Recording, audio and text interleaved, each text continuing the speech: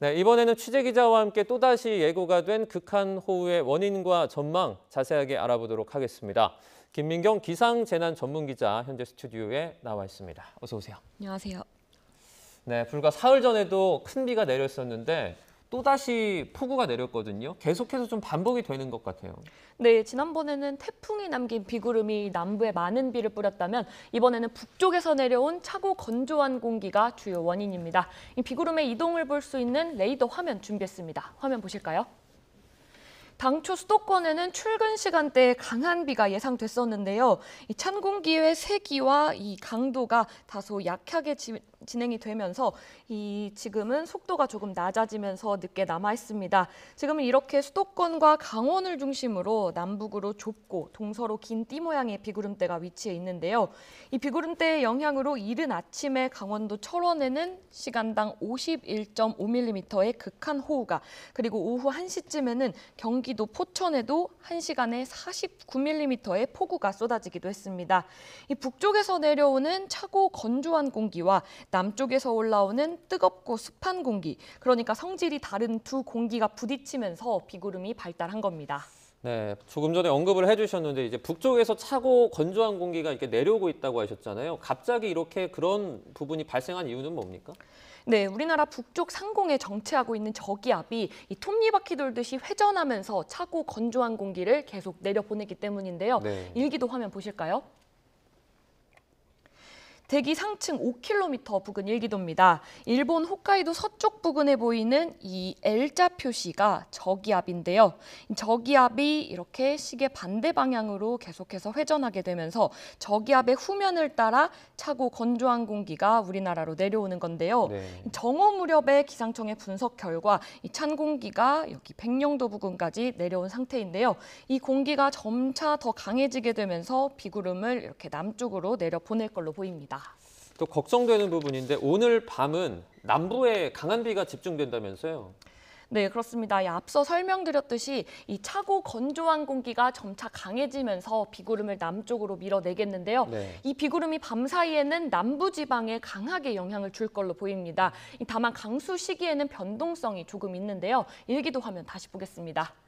현재 우리나라는 강하게 작용하고 있는 고기압이 없는 상태입니다. 이 티베트 고기압은 이렇게 멀리 서쪽에 있고요.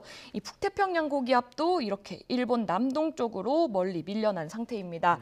지금 우리나라에서 이 북쪽의 찬 공기와 맞서고 있는 따뜻하고 습한 공기는 이 기존에 나가지 못하고 이렇게 고립돼서 남아있는 공기인데요. 네. 이 남쪽에 있는 공기가 강하지 않기 때문에 이 북쪽에서 내려오는 찬 공기의 강도에 따라서 비구름의 이동 속도가 달라질 수가 있는데요.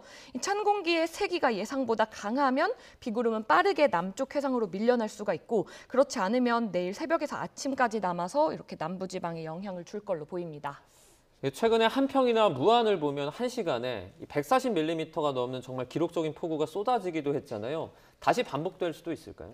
네, 기상청은 이번에도 비가 집중되는 곳에서는 시간당 70mm 안팎의 극한 호우를 예고했습니다. 네. 수도권과 강원도는 오늘 오후까지, 충청은 늦은 오후부터 밤까지, 그리고 남부는 오늘 밤에서 내일 새벽 사이에 강한 비가 집중될 가능성이 있는데요.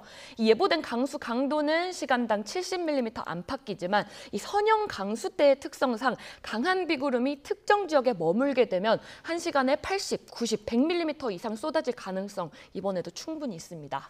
남부지방은 이제 얼마 전에도 폭우로 큰 피해가 발생했기 때문에 우려가 더 클 수밖에 없을 것 같은데 어떤 부분을 좀 가장 주의할 필요가 있을까요? 네, 이미 한 차례 큰 비가 지나간 남부지방은 현재도 하천과 강의 수위가 높은 상태입니다.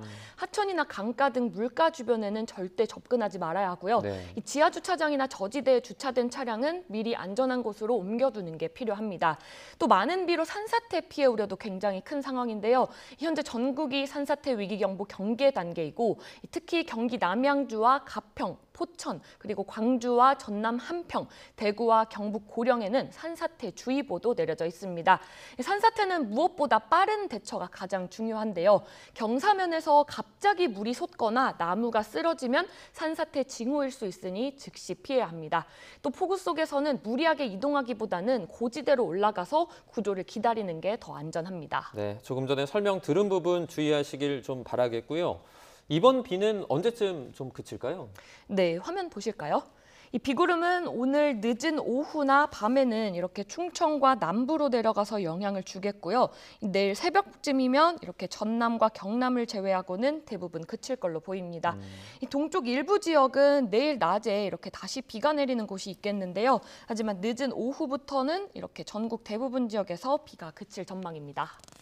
최근에 보면 이제 비가 한번 내렸다 하면 뭐 얼마 만에 폭우다 막 이런 식으로 정말 기록적인 폭우가 쏟아지고 나는데 최근에 이렇게 강한 집중호우가 내리는 이유가 있습니까?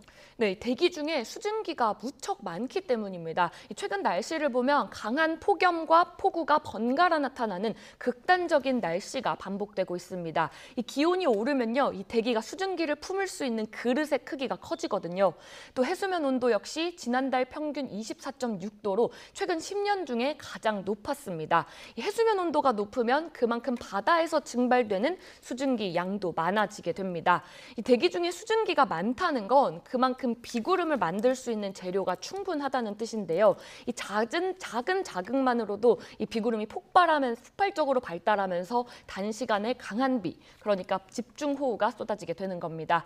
최근 충남 서산과 전남 한평, 무안 등에 200년에 한 번 올만한 이 강수량이 쏟아졌다는 뉴스 많이들 접하셨을 텐데요. 네. 이 지난해 한 해 동안 시간당 100mm 이상의 극한호우가 총 16차례였는데 최근 한 달 사이에만 한평, 무안, 서산, 가평, 산청 등 8곳에서 잇따라 발생하면서 이 극한호우의 빈도 자체가 급격히 늘고 있습니다. 네. 자, 그럼 이번에 비가 그치고 나게 되면 다시 좀 극심한 폭염이 찾아올 수도 있을까요? 네, 우선 이번 주말에도 한 차례 비 예보가 있습니다. 이 차고 건조한 공기가 내려와서 우리나라에 머무르고 있는 상황에서 이 주말쯤에는 일본 남동쪽에 있는 북태평양 고기압이 다시 서쪽으로 확장하면서 남쪽에서 수증기가 올라오게 되는데요. 아직 변동성이 크지만 이 주말에는 남부지방과 제주도를 중심으로 다소 강한 비가 내릴 걸로 예상되고 있습니다. 네. 주말까지는 열대야가 해소되는 곳도 있고 극심한 폭염도 주춤하겠는데요. 다만 다음 주 중순쯤에는 찬 공기가 다시 북상하고 북태평양 고기압과 티베트 고기압이 다시 확장하면서 강한 폭염이 찾아올 가능성이 있는 상황입니다. 네, 큰 피해 없기를 바라겠습니다. 지금까지 김민경 기자와 함께했습니다. 고맙습니다.